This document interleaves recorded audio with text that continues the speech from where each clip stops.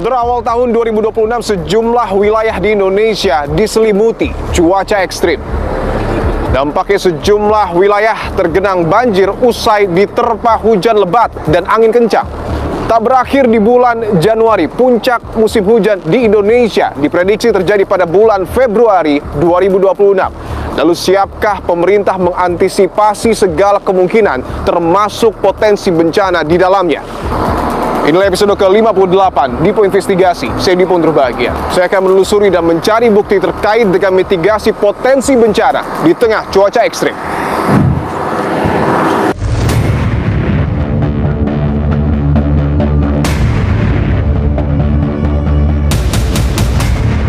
Jadi kita terbang di 10.000 kaki, nanti kemudian kita koordinasi dengan saintis dari BMKG, nanti mereka akan mengarahkan awan mana yang bisa untuk disemai. Saya akan masuk, saudara. Saya masih berada di atas pesawat Kasa untuk mengikuti secara langsung, secara eksklusif operasi modifikasi cuaca yang dilakukan oleh TNI Angkatan Udara bersama juga dengan stakeholder lainnya.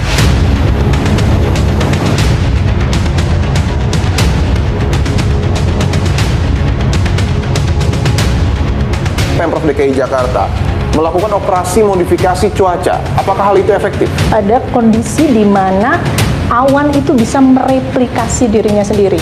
Terus-menerus seperti itu sehingga masuk ke darat.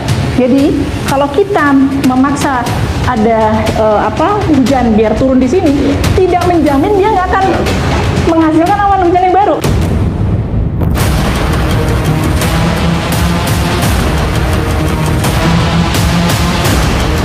Kalau kita masuk ke bulan Februari 2026, artinya Pulau Jawa, sebagian Pulau Sumatera, Kalimantan, Sulawesi, dan beberapa pulau lainnya ini dalam kondisi potensi banjir yang cukup bisa dikatakan tinggi. Ada gangguan siklon tropis di situ, itu juga tetap berpotensi ekstrim.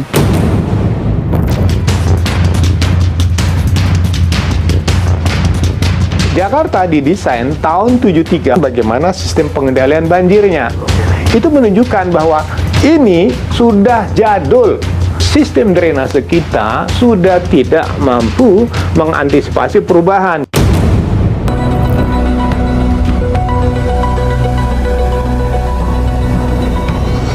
Pemprov memaknainya hanya sekedar cuaca ekstrim, atau Pemprov juga mengakui bahwa sistem drainase di Jakarta ini memang perlu dibenahi karena sudah tidak baik lagi? Sangat mengakui.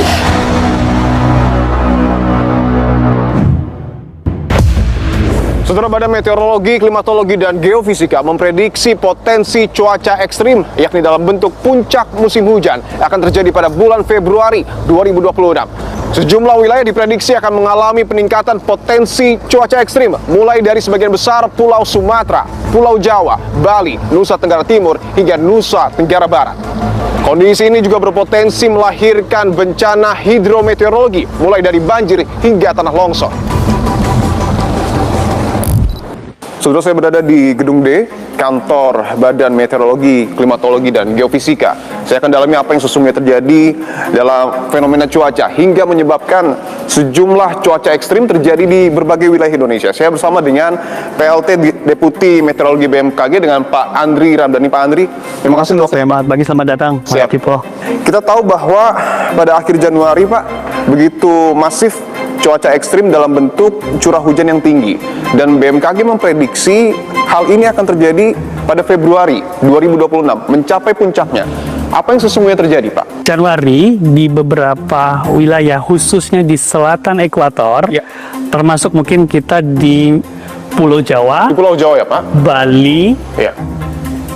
NTB, NTT, hingga mungkin Papua bagian selatan dan juga Sulawesi bagian selatan, itu periode puncak musim hujan di Januari. Oke. Kemudian Februari berlanjut di beberapa wilayah, ini Februari ya. Ini Februari ya? Nah, Oke. Februari terlihat tuh di wilayah Jawa Tengah itu yang hijau. Jadi cara membacanya adalah ketika hijau itu yang harus diwaspadai karena curah hujan tinggi. Oke, ini indikator ya, Pak? Ya? Indikator. Dalam satu bulan berarti curah hujan 300 hingga 500 ya, kurang lebih. Itu berarti kategori sangat tinggi. Ini akumulasi dalam satu bulan di Jawa Tengah itu ya. kelihatan hijau sampai pekat ya, berarti kan lebih dari 500 mm. Namun ini adalah akumulasi. Kalau secara umum Pak, bahwa kita tahu di akhir Januari intensitas hujan ini sangat luar biasa. Apakah intensitas ini akan konsisten dari akhir Januari hingga Februari atau memungkinkan untuk lebih lebat?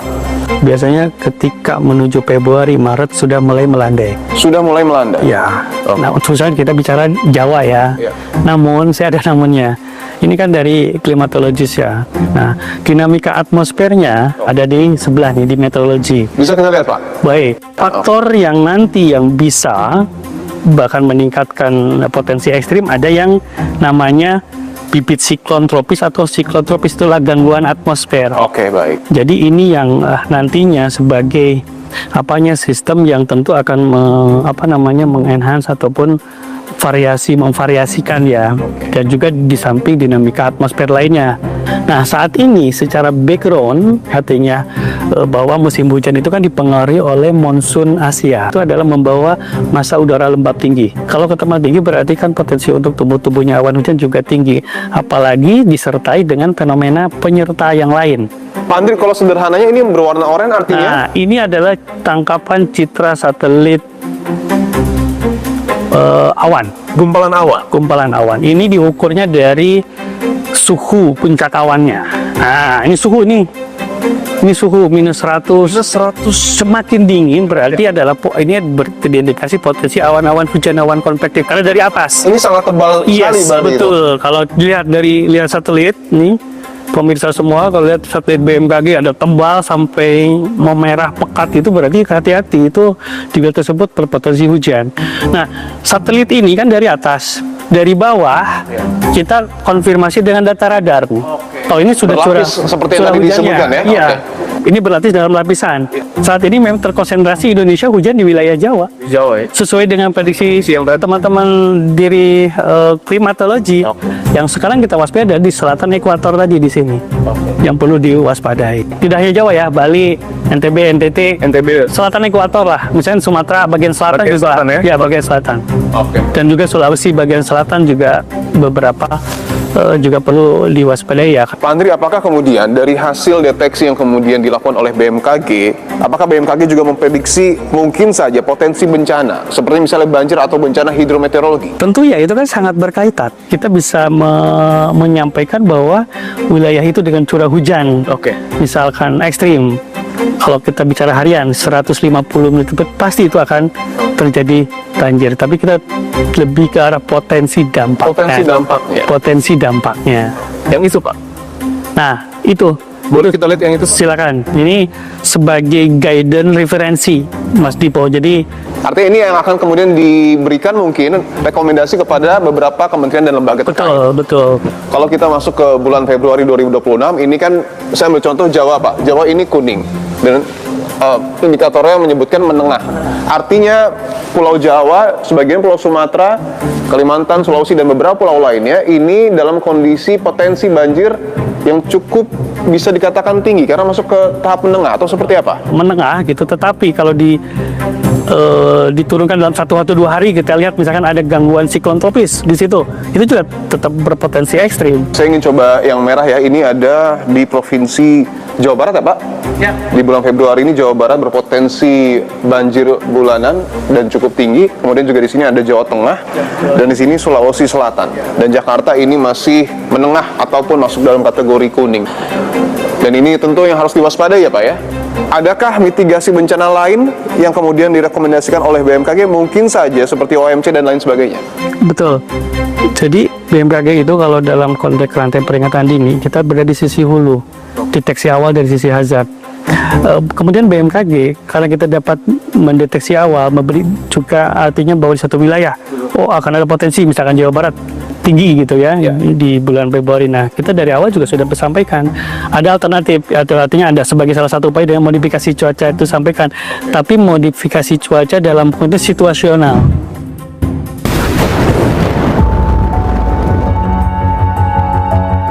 Saudara, saya berada di landasan udara Halim Perdana Kusuma, Jakarta yang menjadi pos komando terkait dengan operasi modifikasi cuaca di awal tahun 2026. Ada sejumlah instansi yang kemudian juga terlibat dalam operasi modifikasi cuaca, mulai dari BMKG, BPBD dan tentunya juga TNI Angkatan Udara. Dan saya akan tunjukkan, ini adalah pesawat Kasa yang menjadi salah satu armada yang digunakan oleh TNI Angkatan Udara untuk kemudian melakukan operasi modifikasi cuaca. Saya akan coba mendekat. Dan ini garamnya ya, bisa ditunjukkan mungkin lebih dekat. Berapa banyak ini mas, garamnya mas? Tuh. 40 Pak. 40 karung ya. Beratnya itu berapa kira-kira? Sekitar 20 kilo Pak. 20 kilo. 20 kilo per karung ya? Ya. Total? 800. Oh, 800 kilogram, oke. Artinya ada 800 kilogram ya total garam yang sedang dimasukkan ke dalam pesawat Kasa TNI Angkatan Udara yang kemudian nanti akan digunakan ya untuk proses operasi modifikasi cuaca. Saudara, secara eksklusif saya akan coba untuk mengikuti operasi modifikasi cuaca bersama dengan TNI Angkatan Udara. Tapi sebelum itu saya akan berbincang secara langsung dengan pilot dari pesawat Kasa, dengan Mayor Penerbang Chandra. Mas Chandra, terima kasih untuk waktunya. Sama-sama Mas. Sebelum kita terbang untuk melakukan operasi modifikasi cuaca, bisa dijelaskan untuk armada yang digunakan nanti pesawat apa? Oke, dari TNI AU sendiri kita menggunakan pesawat NC212 yang sudah dimodifikasi untuk melaksanakan operasi modifikasi cuaca. Oke, artinya ada berapa armada mungkin Mas Chandra yang digunakan selama operasi modifikasi cuaca? Oke, selama di Jakarta ini khususnya ya, Iya. kita menyiapkan satu pesawat dan dibantu oleh BPBD satu pesawat, sehingga kita menggunakan 2 pesawat di sini di DKI Jakarta. Boleh mungkin saya lihat ke dalam sebelum silakan. kita terbang bersama? Oke. Untuk teknisnya sendiri nanti ketika menaburkan garam ya, Ya. di atas ketinggian Ya, kita di 10.000 Mas. 10.000 kaki. Ya, 10.000 kaki. Oke. Saya izin lihat ya, Mas Ya, Chandra? silakan. Oke, saya akan coba masuk saudara untuk melihat situasi di dalam pesawat Kasa. Untuk teknisnya nanti seperti apa? Jadi Mas Chandra.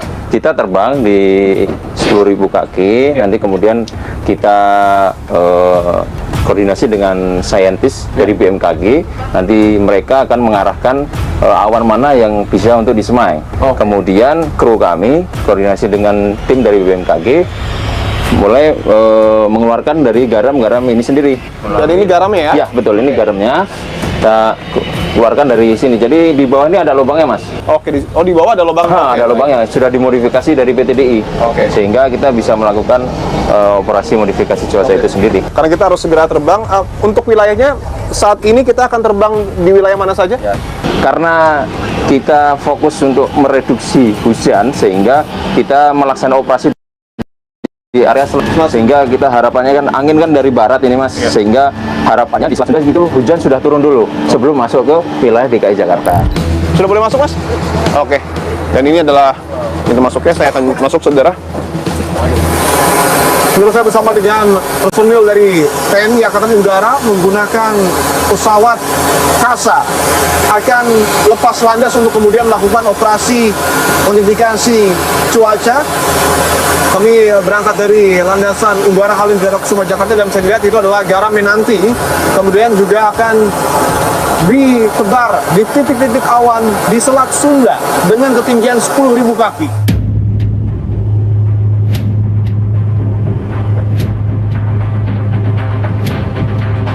Terus saya berada di ketinggian 11.000 kaki dan masih menuju ke Selat Sunda yang menjadi lokasi operasi modifikasi cuaca, di mana nanti sejumlah NaCl ataupun garam sebanyak 800 kg akan ditebar di sana, dan saya akan tunjukkan sedikit. Ini adalah situasi kokpit ya di dalam pesawat Kasa. Kita nanti target penyelayarnya itu di kan menuju perairan Selat Sunda ya. Ya. Tempatnya itu berada di dekat Krakatau.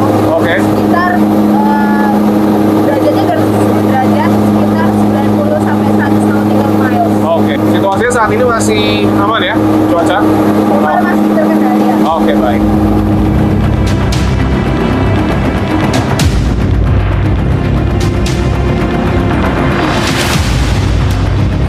Saya masih berada di atas pesawat Kasa untuk mengikuti secara langsung, secara eksklusif operasi modifikasi cuaca yang dilakukan oleh TNI Angkatan Udara bersama juga dengan stakeholder lainnya.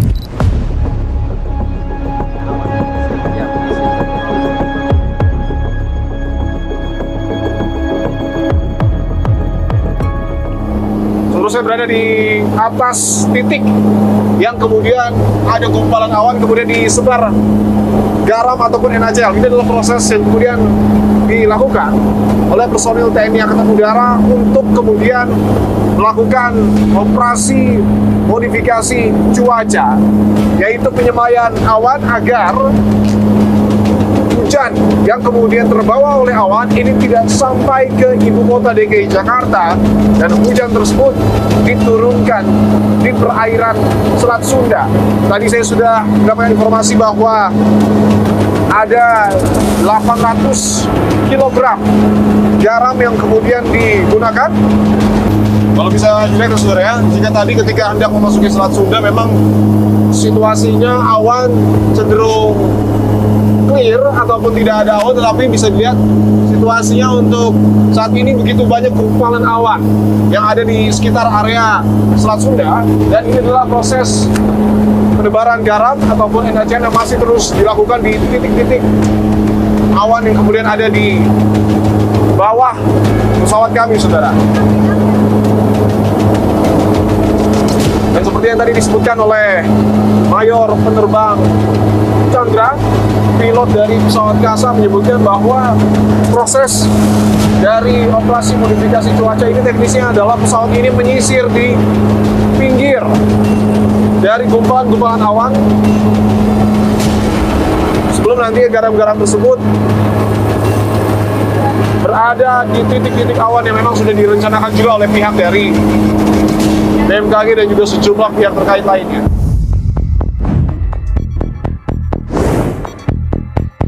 Melakukan operasi modifikasi cuaca, apakah hal itu efektif? Kalau kita memaksa ada hujan biar turun di sini, tidak menjamin dia nggak akan menghasilkan awan hujan yang baru gitu.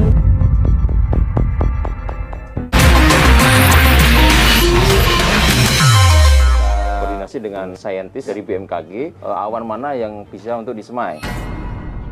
Saya masih berada di atas pesawat Kasa untuk mengikuti secara langsung, secara eksklusif operasi modifikasi cuaca. Melakukan operasi modifikasi cuaca, apakah hal itu efektif? Awan itu bisa mereplikasi dirinya sendiri. Ada gangguan siklon tropis di situ. Itu juga tetap berpotensi ekstrim. Dipo Investigasi, Senin 2 Februari pukul 8:30 malam di Kompas TV. Kita koordinasi dengan saintis dari BMKG, awan mana yang bisa untuk disemai. Saya masih berada di atas pesawat Kasa untuk mengikuti secara langsung, secara eksklusif operasi modifikasi cuaca. Melakukan operasi modifikasi cuaca, apakah hal itu efektif? Awan itu bisa mereplikasi dirinya sendiri. Ada gangguan siklon tropis di situ. Itu juga tetap berpotensi ekstrim. Dipo Investigasi, Senin 2 Februari pukul 8:30 malam di Kompas TV. Kita koordinasi dengan saintis dari BMKG, awan mana yang bisa untuk disemai. Saya masih berada di atas pesawat Kasa untuk mengikuti secara langsung, secara eksklusif operasi modifikasi cuaca. Melakukan operasi modifikasi cuaca, apakah hal itu efektif? Awan itu bisa mereplikasi dirinya sendiri. Ada gangguan siklon tropis di situ. Itu juga tetap berpotensi ekstrim. Dipo Investigasi, Senin 2 Februari pukul 8:30 malam di Kompas TV. Kita koordinasi dengan saintis dari BMKG, awan mana yang bisa untuk disemai. Saya masih berada di atas pesawat Kasa untuk mengikuti secara langsung, secara eksklusif operasi modifikasi cuaca. Melakukan operasi modifikasi cuaca, apakah hal itu efektif? Awan itu bisa mereplikasi dirinya sendiri. Ada gangguan siklon tropis di situ. Itu juga tetap berpotensi ekstrim. Dipo Investigasi, Senin 2 Februari pukul 8:30 malam di Kompas TV. Kita koordinasi dengan saintis dari BMKG, awan mana yang bisa untuk disemai. Saya masih berada di atas pesawat Kasa untuk mengikuti secara langsung, secara eksklusif operasi modifikasi cuaca. Melakukan operasi modifikasi cuaca, apakah hal itu efektif? Awan itu bisa mereplikasi dirinya sendiri. Ada gangguan siklon tropis di situ. Itu juga tetap berpotensi ekstrim. Dipo Investigasi, Senin 2 Februari pukul 8:30 malam di Kompas TV. Kita koordinasi dengan saintis dari BMKG, awan mana yang bisa untuk disemai. Saya masih berada di atas pesawat Kasa untuk mengikuti secara langsung, secara eksklusif operasi modifikasi cuaca. melakukan operasi modifikasi cuaca. Apakah hal itu efektif? Awan itu bisa mereplikasi dirinya sendiri. Ada gangguan siklon tropis di situ. Itu juga tetap berpotensi ekstrim. Dipo Investigasi Senin 2 Februari pukul 8:30 malam di Kompas TV. Kita koordinasi dengan saintis dari BMKG, awan mana yang bisa untuk disemai. Saya masih berada di atas pesawat KASA untuk mengikuti secara langsung, secara eksklusif operasi modifikasi cuaca. Melakukan operasi modifikasi cuaca. Apakah hal itu efektif? Awan itu bisa mereplikasi dirinya sendiri. Ada gangguan siklon tropis di situ. Itu juga tetap berpotensi ekstrim. Dipo Investigasi Senin 2 Februari pukul 8:30 malam di Kompas TV. Kita koordinasi dengan saintis dari BMKG, awan mana yang bisa untuk disemai. Saya masih berada di atas pesawat KASA untuk mengikuti secara langsung, secara eksklusif operasi modifikasi cuaca. Melakukan operasi modifikasi cuaca. Apakah hal itu efektif? Awan itu bisa mereplikasi dirinya sendiri.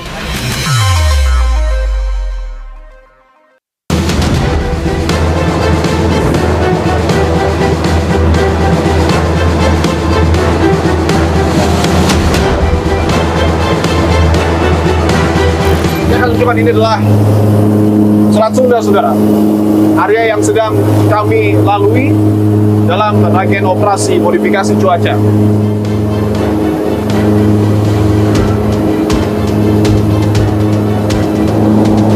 Lihat saudara, ini tinggal menyisakan 4 kantung ya, NaCl yang kemudian akan dihabiskan, ditabur di awan yang berada di Selat Sunda, dan ini menjadi hal yang penting untuk kemudian dilakukan dalam merespon cuaca ekstrim yang kemudian saat ini masih terus terjadi. Karena juga tadi sebelum kami berangkat, cuaca di sekitar area Jakarta ini sangat ekstrim, dan diharapkan dari proses operasi modifikasi cuaca ini setidaknya dapat mereduksi ataupun mengurangi debit hujan yang kemudian berpotensi masuk ke wilayah ibu kota DKI Jakarta, sehingga potensi bencana seperti banjir ini dapat diantisipasi.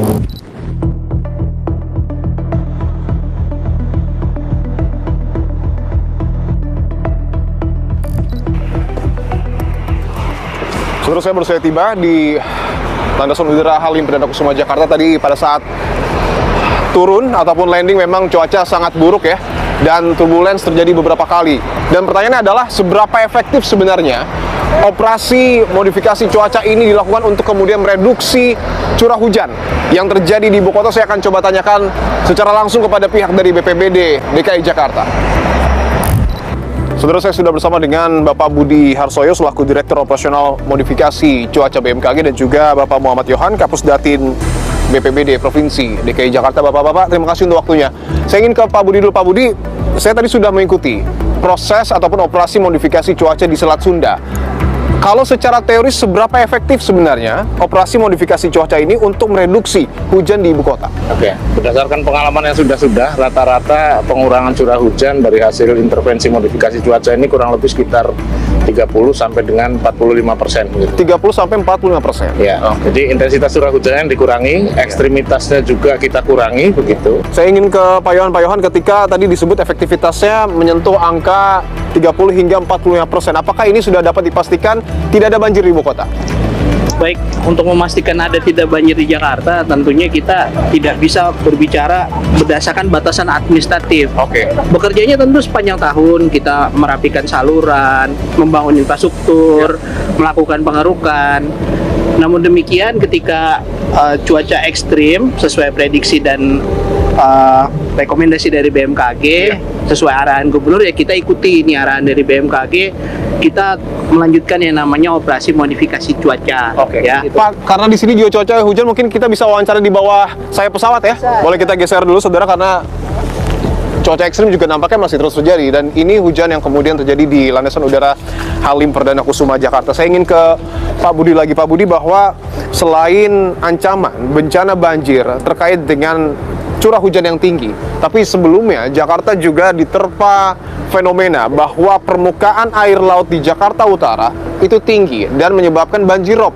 Bagaimana kemudian kesiapan dari BPBD untuk mengantisipasi banjir yang terjadi karena rob dan juga cuaca ekstrim? Di akhir-akhir tahun penghujung tahun 2025 itu mungkin bisa dilihat Pak Gubernur mengarahkan untuk melaksanakan apa kesiapsiagaan bencana. Itu memang betul-betul dicek kesiapan personil, termasuk bukan hanya perahu karet, pompa dan lain-lain ya.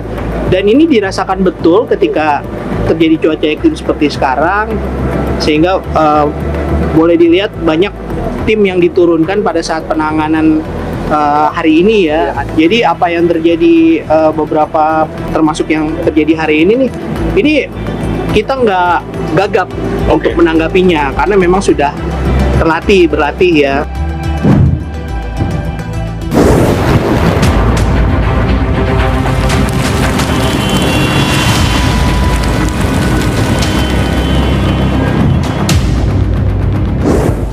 Saudara, di hadapan saya sudah ada Ibu Erma Yuli Hastin, pakar klimatologi dan perubahan iklim BRIN, dan juga ada Pak Joko Gunawan, Rekayasa Ahli Media Senior Pusat Riset Iklim dan Atmosfer BRIN. Bapak Ibu, terima kasih untuk waktunya.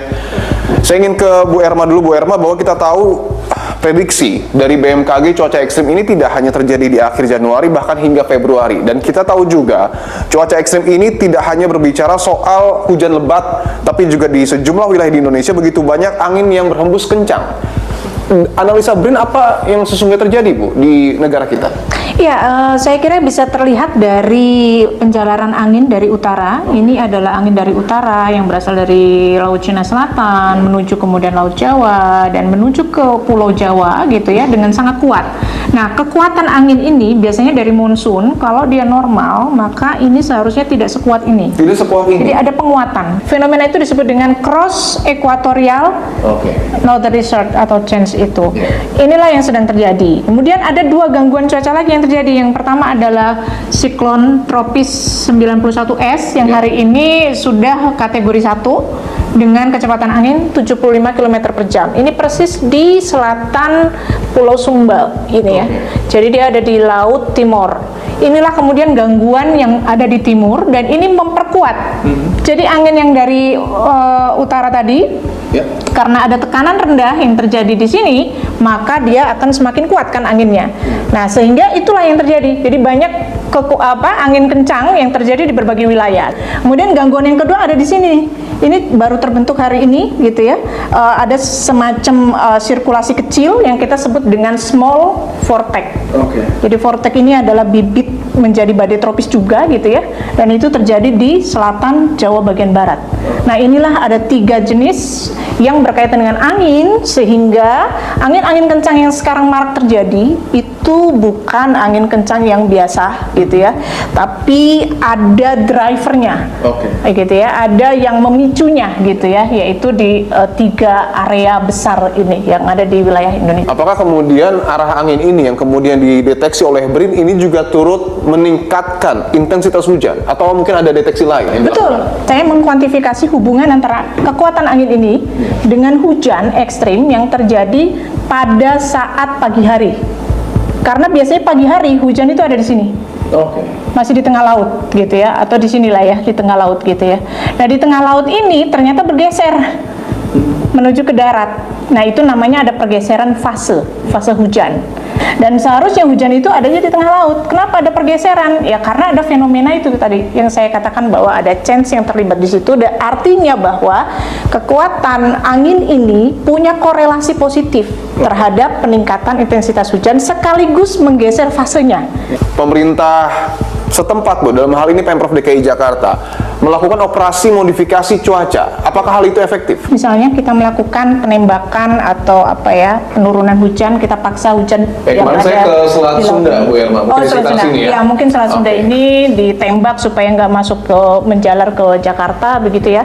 Tapi secara teori kita mengenal ada namanya mikro ya, secara mikro dan meso itu ada kondisi di mana awan itu bisa mereplikasi dirinya sendiri. Nah, itu disebut dengan cold pool. Awan hujan yang sudah turun di sini luruh menghasilkan awan hujan yang baru. Jadi itu menjalar. Jadi awan yang di sini udah selesai hujannya nih, udah luruh nih, menghasilkan awan yang depannya. Hujannya luruh, menghasilkan awan lagi di depannya. Terus menerus seperti itu sehingga masuk ke darat. Jadi kalau kita memaksa ada hujan biar turun di sini, tidak menjamin dia nggak akan menghasilkan awan hujan yang baru gitu. Paham nggak di sini teorinya? Betul, artinya misalnya kalau awan di sini dihilangkan bukan berarti tidak muncul awan di sebelah. Iya, apalagi anginnya sedang kuat masuk, gitu. Ya, jadi kecuali kondisinya nggak lagi ada angin, tenang dan seterusnya, itu efektif mungkin itu signifikan. Dari paparan yang disampaikan oleh Bu Erma, mungkin masukan kepada publik untuk kemudian mengantisipasi resiko-resiko yang mungkin terjadi seperti apa? Ya, saya kira karena ada gangguan cuaca dan masih belum berakhir begitu ya, yang tinggal di sekitar das itu sudah mulai harus mawas diri. Tetap harus menjaga siap-siap mengevakuasi diri, terutama kalau sudah berlangsung 3 jam lebih. Itu hujannya deras banget dan tengah malam misalnya ya, malam hari kemudian tinggal di sekitar das.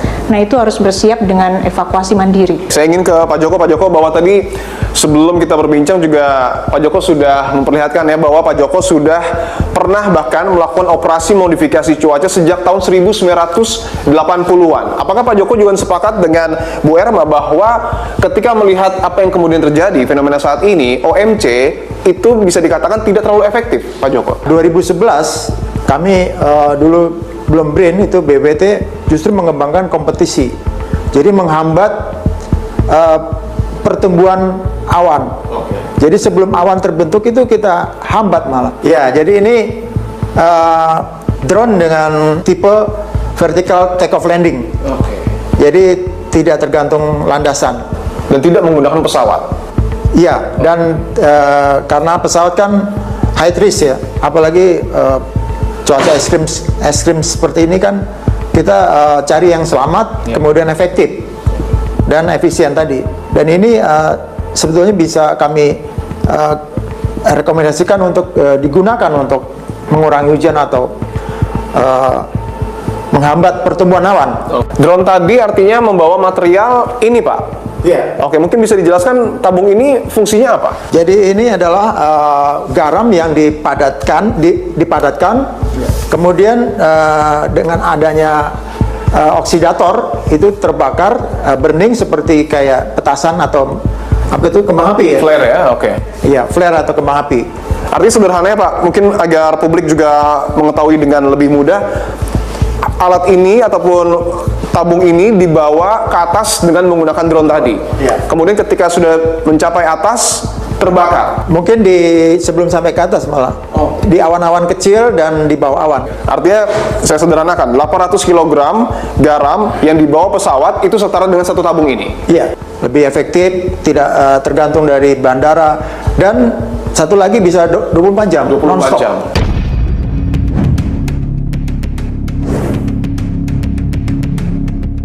Pemprov juga mengakui bahwa sistem drainase di Jakarta ini memang perlu dibenahi karena sudah tidak baik lagi. Sangat mengakui.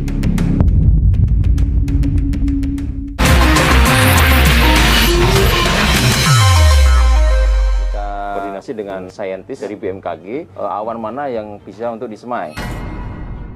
Saya masih berada di atas pesawat KASA untuk mengikuti secara langsung secara eksklusif operasi modifikasi cuaca. Melakukan operasi modifikasi cuaca, apakah hal itu efektif? Awan itu bisa mereplikasi dirinya sendiri. Ada gangguan siklon tropis di situ. Itu juga tetap berpotensi ekstrim. Dipo Investigasi, Senin 2 Februari pukul 8:30 malam di Kompas TV. Kita koordinasi dengan saintis dari BMKG, awan mana yang bisa untuk disemai. Saya masih berada di atas pesawat KASA untuk mengikuti secara langsung secara eksklusif operasi modifikasi cuaca. Melakukan operasi modifikasi cuaca, apakah hal itu efektif? Awan itu bisa mereplikasi dirinya sendiri. Ada gangguan siklon tropis di situ. Itu juga tetap berpotensi ekstrim. Dipo Investigasi, Senin 2 Februari pukul 8:30 malam di Kompas TV. Kita koordinasi dengan saintis dari BMKG, awan mana yang bisa untuk disemai. Saya masih berada di atas pesawat KASA untuk mengikuti secara langsung secara eksklusif operasi modifikasi cuaca. Melakukan operasi modifikasi cuaca, apakah hal itu efektif? Awan itu bisa mereplikasi dirinya sendiri. Ada gangguan siklon tropis di situ. Itu juga tetap berpotensi ekstrim. Dipo Investigasi, Senin 2 Februari pukul 8:30 malam di Kompas TV.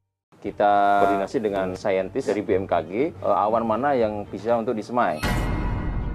Saya masih berada di atas pesawat Kasa untuk mengikuti secara langsung secara eksklusif operasi modifikasi cuaca. Melakukan operasi modifikasi cuaca, apakah hal itu efektif? Awan itu bisa mereplikasi dirinya sendiri. Ada gangguan siklon tropis di situ. Itu juga tetap berpotensi ekstrim. Dipo Investigasi Senin 2 Februari pukul 8:30 malam di Kompas TV.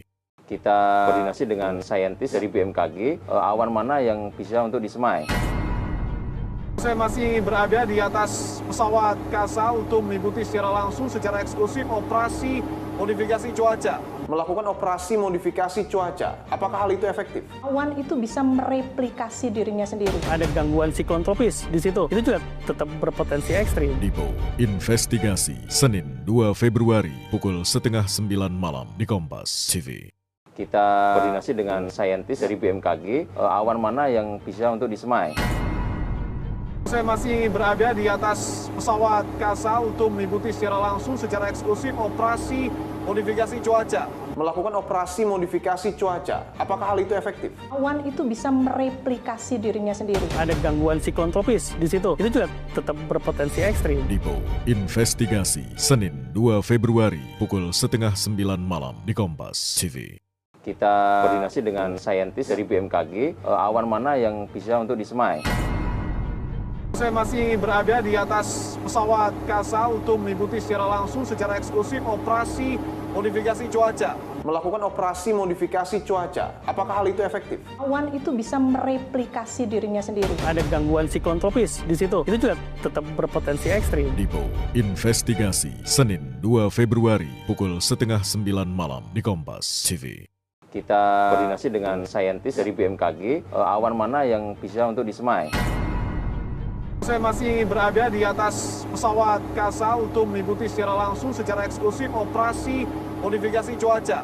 Melakukan operasi modifikasi cuaca, apakah hal itu efektif? Awan itu bisa mereplikasi dirinya sendiri. Ada gangguan siklon tropis di situ. Itu juga tetap berpotensi ekstrim. Dipo Investigasi Senin 2 Februari pukul 8:30 malam di Kompas TV. Kita koordinasi dengan saintis dari BMKG, awan mana yang bisa untuk disemai. Saya masih berada di atas pesawat Kasa untuk mengikuti secara langsung secara eksklusif operasi modifikasi cuaca. Melakukan operasi modifikasi cuaca, apakah hal itu efektif? Awan itu bisa mereplikasi dirinya sendiri. Ada gangguan siklon tropis di situ. Itu juga tetap berpotensi ekstrim. Dipo Investigasi Senin 2 Februari pukul 8:30 malam di Kompas TV. Kita koordinasi dengan saintis dari BMKG, awan mana yang bisa untuk disemai. Saya masih berada di atas pesawat Kasa untuk mengikuti secara langsung secara eksklusif operasi modifikasi cuaca. Melakukan operasi modifikasi cuaca, apakah hal itu efektif? Awan itu bisa mereplikasi dirinya sendiri. Ada gangguan siklon tropis di situ. Itu juga tetap berpotensi ekstrim. Dipo Investigasi Senin 2 Februari pukul 8:30 malam di Kompas TV. Kita koordinasi dengan saintis dari BMKG, awan mana yang bisa untuk disemai. Saya masih berada di atas pesawat Kasa untuk mengikuti secara langsung secara eksklusif operasi modifikasi cuaca. Melakukan operasi modifikasi cuaca, apakah hal itu efektif? Awan itu bisa mereplikasi dirinya sendiri. Ada gangguan siklon tropis di situ. Itu juga tetap berpotensi ekstrim. Dipo Investigasi Senin 2 Februari pukul 8:30 malam di Kompas TV. Kita koordinasi dengan saintis dari BMKG, awan mana yang bisa untuk disemai. Saya masih berada di atas pesawat Kasa untuk mengikuti secara langsung secara eksklusif operasi modifikasi cuaca. Melakukan operasi modifikasi cuaca, apakah hal itu efektif? Awan itu bisa mereplikasi dirinya sendiri. Ada gangguan siklon tropis di situ. Itu juga tetap berpotensi ekstrim. Dipo Investigasi Senin 2 Februari pukul 8:30 malam di Kompas TV.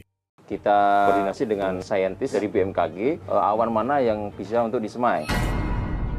Saya masih berada di atas pesawat Kasa untuk mengikuti secara langsung secara eksklusif operasi modifikasi cuaca. Melakukan operasi modifikasi cuaca, apakah hal itu efektif? Awan itu bisa mereplikasi dirinya sendiri. Ada gangguan siklon tropis di situ. Itu juga tetap berpotensi ekstrim.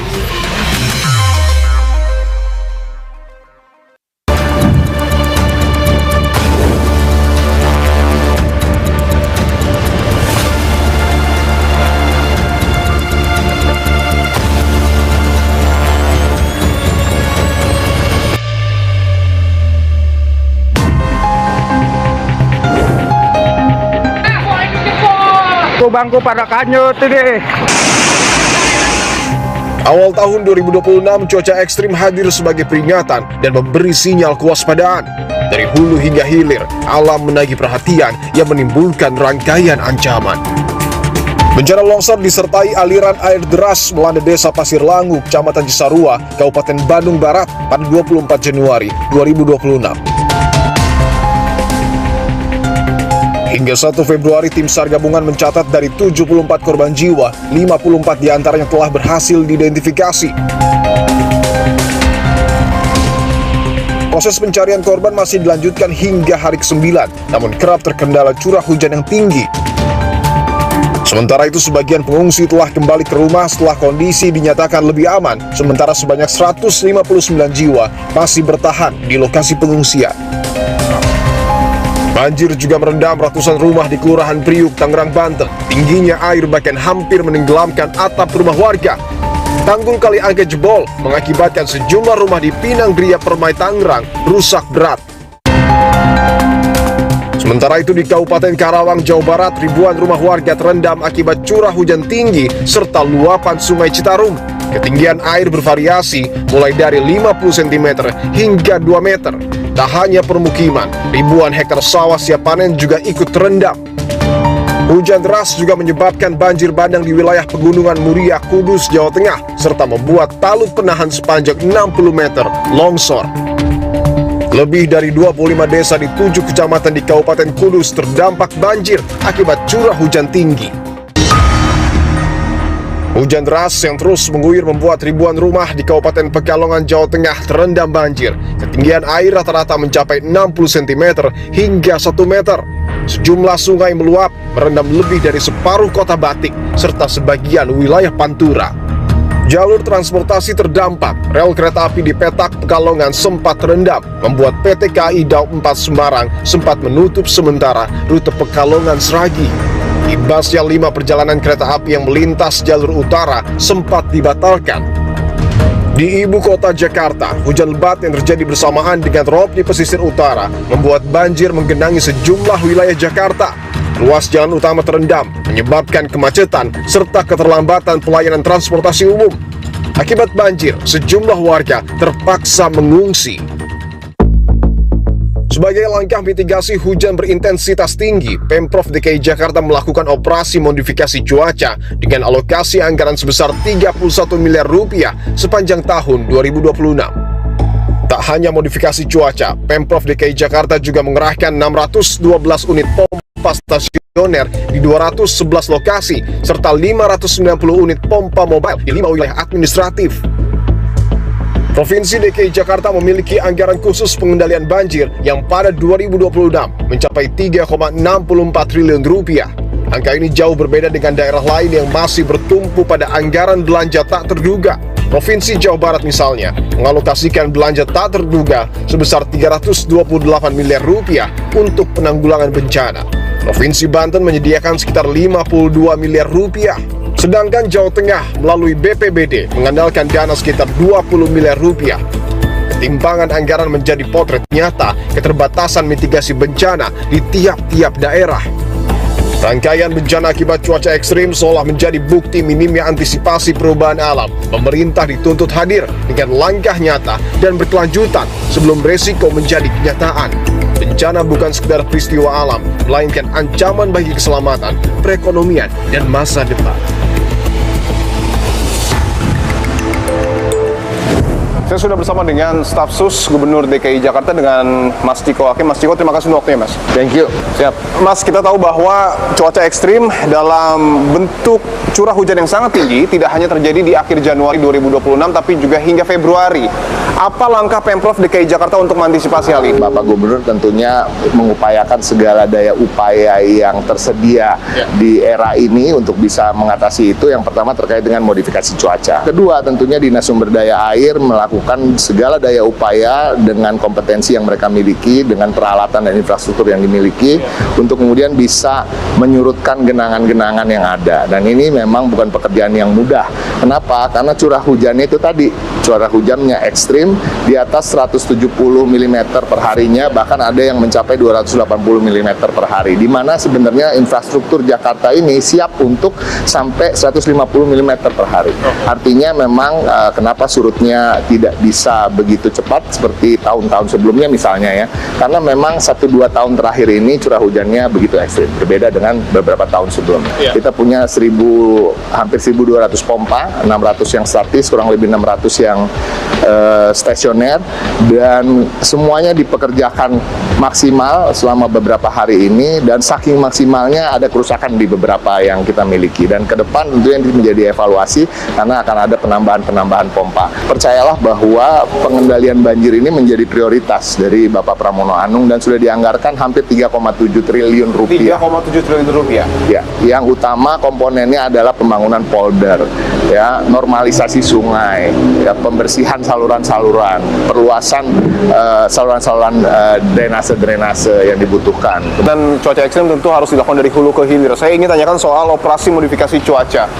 Bahwa cuaca ekstrim ini masih diprediksi akan terjadi pada Februari, apakah OMC ini akan diperpanjang? Mengingat butuh anggaran yang cukup banyak untuk melakukan OMC. Mengutip apa yang disampaikan oleh Bapak Gubernur, berapapun anggaran yang akan dikeluarkan dan dibutuhkan untuk OMC atau operasi modifikasi cuaca ini tentunya lebih sedikit ketimbang dengan dampak banjir yang kita rasakan. Tentu banyak kerugian, ya, masyarakat tidak bisa berdagang, masyarakat tidak bisa berusaha, tidak bisa bersekolah, tidak bisa pergi ke kantor. Artinya Bapak Gubernur menyatakan sampai kapanpun kita akan siapkan anggaran. Oke, tapi apakah ketika berbicara soal potensi banjir atau banjir itu sendiri di Jakarta, apakah ini Pemprov memaknainya hanya sekedar cuaca ekstrim, atau Pemprov juga mengakui bahwa sistem drainase di Jakarta ini memang perlu dibenahi karena sudah tidak baik lagi? Sangat mengakui, karena memang Jakarta ini kan bukan baru dibangun 1-2 tahun ke belakang. Memang ada pembangunan yang terlalu rapid, terlalu masif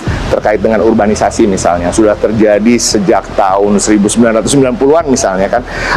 Dan ini rasa-rasanya memang ada ketimpangan antara pembangunan untuk perumahan, untuk perkantoran, dan juga pembangunan drainasenya. Jadi tidak sepadan, dan ini yang harus kita perbaiki, dan tentu di tahun anggaran 2026 ini termasuk dalam anggaran 3,7 triliun tadi akan ada unsur di mana komponen itu berada, di mana kita harus memperbaiki terkait dengan saluran dan drainase. Yang jadi menarik juga bahwa salah satu proyek yang kemudian sedang digarap oleh Pemprov Jakarta adalah Jakdirta. Mungkin bisa disampaikan untuk ke depan ini akan seperti apa implementasinya? Proyek besarnya yang bersama dengan pemerintah pusat tentunya suatu proyek yang memang selama ini sudah dibicarakan bahkan sejak zaman Orde Baru, yaitu Giant Sea Wall, yang kemungkinan besar insya Allah seperti Bapak Gubernur telah menyampaikan akan di kick off pada bulan September 2020.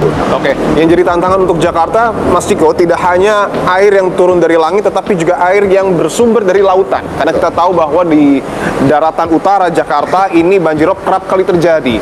Antisipasi untuk kemudian terjadi banjirop dan juga banjir akibat curah hujan yang tinggi ini seperti apa? Itu adalah land subsidence atau penurunan muka tanah yang terjadi di Jakarta ini antara 3 cm sampai 10 cm per tahunnya. Bayangin nggak? Artinya kalau dalam 10 tahun bisa 1 meter itu. Betul. Dan ini terjadi umumnya di daerah-daerah yang memang terjadi banyak penggunaan air tanah.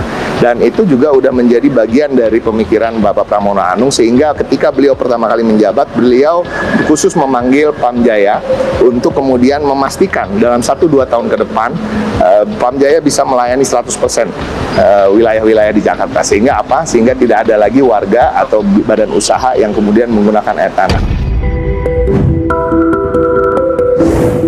Jakarta didesain tahun 73 oleh NEDECO, itu sudah membangun satu perencanaan bagaimana sistem pengendalian banjirnya. Ini sudah jadul.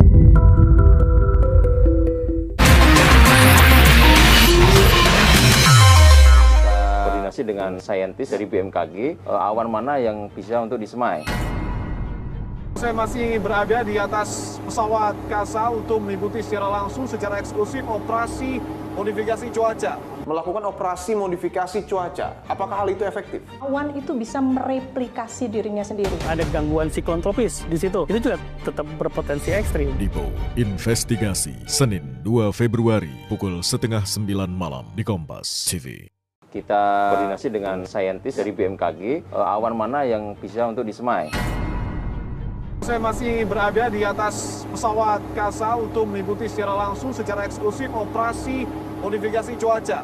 Melakukan operasi modifikasi cuaca. Apakah hal itu efektif? Awan itu bisa mereplikasi dirinya sendiri. Ada gangguan psikontropis di situ. Itu juga tetap berpotensi ekstrim. Dipo Investigasi Senin 2 Februari pukul 8:30 malam di Kompas TV.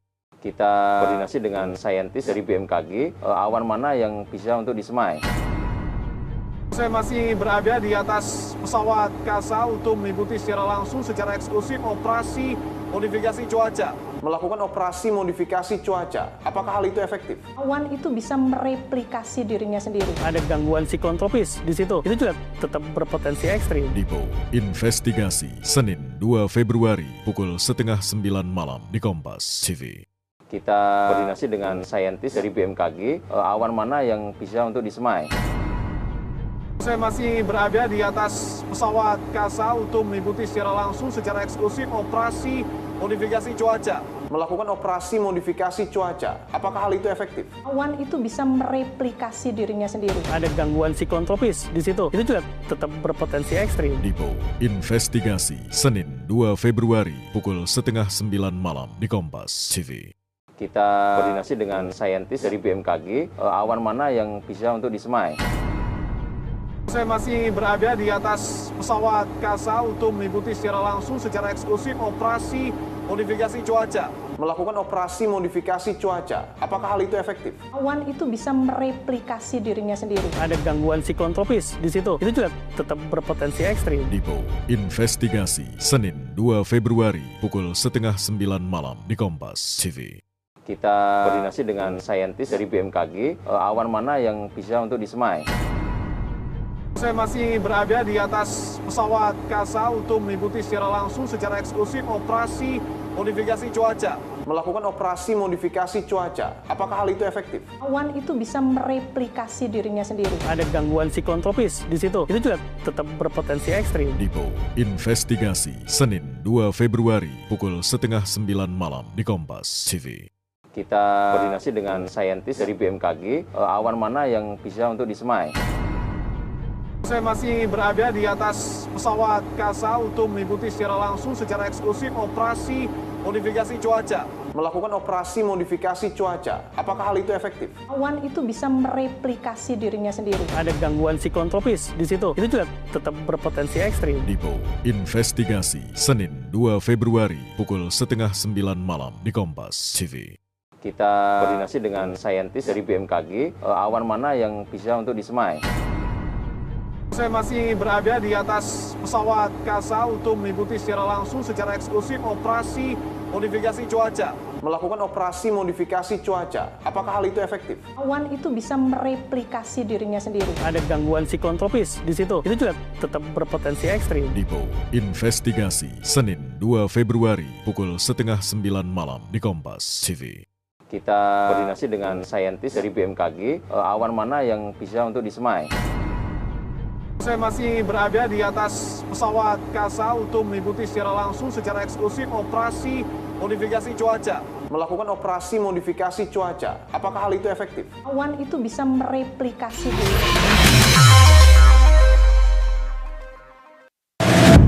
Saudara, saya sudah bersama dengan pengamat tata kota Universitas Trisakti dengan Bapak Yayat Supriyatna. Ya. Pak Yayat, terima kasih untuk waktunya, Pak. Ya. Pak, berbicara soal cuaca ekstrim tidak hanya terjadi di akhir Januari 2026, tapi prediksi BMKG hingga Februari. Ya. Sebelum Februari bahkan sudah ada sejumlah bencana banjir. Apakah hal ini bisa menggambarkan kegagalan sistem tata kelola sebuah kota? Ya, setiap kota itu punya perencanaan master plan pengendalian banjir.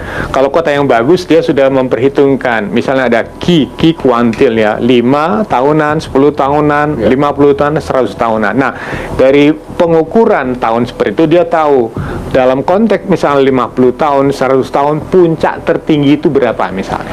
Nah, prediksinya ya, yang mungkin terjadi. Misalnya intensitas curah hujan yang bisa ditampung tuh 120 mm, artinya hujan sangat lebat. Kemudian didesainlah perencanaan drainase untuk mengantisipasi seperti itu. Tapi yang terjadi sekarang apa? Hujan makin banyak ekstrim, di atas 150 bahkan 200. Artinya apa? Kapasitas sistemnya itu terlampaui, seperti belajar dari kasus Jakarta. Oke, ini gambarannya ya? Jakarta didesain tahun 73 oleh NEDECO, itu sudah membangun satu perencanaan bagaimana sistem pengendalian banjirnya. Tetapi hasil revisi dari JICA dan tahun 97 dan tahun 2007 dari Jakarta ini, itu menunjukkan bahwa ini sudah jadul. Artinya harus ditingkatkan 3 kali, 4 kali lipat kapasitasnya. Kenapa? Sedimentasinya tinggi. Kemudian kepadatan penduduk makin banyak. Ketika kapasitas sistemnya sudah tidak mampu mengantisipasi cuaca karena perubahan secara global, rusaknya ekosistem lingkungan, penurunan permukaan tanah, itu otomatis kota nyerah. Semua kota-kota pantai utara di Pulau Jawa itu terancam sebetulnya. Terancam oleh rob, terancam oleh penurunan permukaan tanah. Nah, seperti kasus Jakarta sekarang ini. Apakah kita memasrahkan persoalan ini pada modifikasi cuaca untuk menyelamatkan semua kawasan yang mengalami kerusakan yang sudah parah? Artinya menurut Pak Yayat, operasi modifikasi cuaca itu sangat tidak cukup untuk kemudian mengantisipasi banjir di menyelesaikan. Tidak menyelesaikan. Kita bayangkan, ilmu langitnya canggih, tapi ilmu bumi hancur. Jadi ketika ekosistemnya itu sudah rusak, sistem struktur sistemnya itu tidak mampu membackup, yang terjadi kan kita lihat aja, hujan sedikit, musim hujan masuk, macet di mana-mana, tergenang di mana-mana. Mohon maaf, sederhananya mungkin kelalaian ini sudah berlangsung lama, tidak hanya di tahun ini ataupun beberapa tahun ke belakang, tapi cukup panjang. Menurut Pak Yayat, kesalahan apa yang paling mendasar selama ini kita lakukan? Nah, pertama satu, komitmen kita untuk menyelesaikan masalah itu tidak terselesaikan oleh setiap kepemimpinan. Nah, jadi para gubernur kita ini rata-rata 5 tahun, 10 tahun, ya kan? Kedua, kadang-kadang harus bekerja sama dengan persoalan kewenangannya, kewenangan pemerintah pusat, pemerintah daerah. Penanganan banjir bukan sekedar membuat normalisasi sungai, tapi bagaimana mendukung dengan persoalan pembangunan perumahan permukiman bagi mereka yang akan direlokasi. Konsep master plan yang sudah disusun dalam rencana tata ruang kita adalah membuat sistem polder. Ini masuk di dalam rencana tata ruang Jakarta 2010. Tapi tidak bisa dieksekusi karena mahalnya pembebasan tanah. Artinya perencanaan ini tidak terlaksana? Tidak terlaksana sepenuhnya. Kerusakan di tengah inilah yang menyebabkan persoalan banjir lokal saja, hujan lokal saja sudah membuat Jakarta tergenang di mana-mana. Karena satu, sistem drainase kita sudah tidak mampu mengantisipasi perubahan. Oke, untuk Pemprov Jakarta sendiri saat ini ada sebuah proyek Jaktirta. Apakah ini kemudian cukup mampu untuk untuk setidaknya mengurangi potensi-potensi banjir di wilayah ibu kota? Pendekatan pertama tadi, pemetaan secara kewilayahan, di mana yang harus segera diatasi dengan cara yang paling cepat, ya, seperti dengan pompa dan sebagainya. Kedua, ada upaya misalnya dengan cara meningkatkan kapasitas, misalnya pintu air di Ancol, ya. Pintu air itu artinya begini, dia punya kemampuan kapasitas untuk terjadi rob, ya, dia mampu diangkat dan sebagainya. Itu harus dipetakan semuanya. Ingatlah, model Jakarta tahun 2026 ini menganggarkan 31 miliar untuk cuaca. Apakah daerah-daerah punya anggaran untuk membuat modifikasi cuaca? Yang anggaran juga cukup besar. Jangan sampai modifikasi itu hanya membuang uang, membuang garam atau apa, kemudian hasilnya nggak maksimal. Tapi catatan-catatan penting dari kita sekarang adalah ketika bahwa kota-kota di Pantura semakin kritis.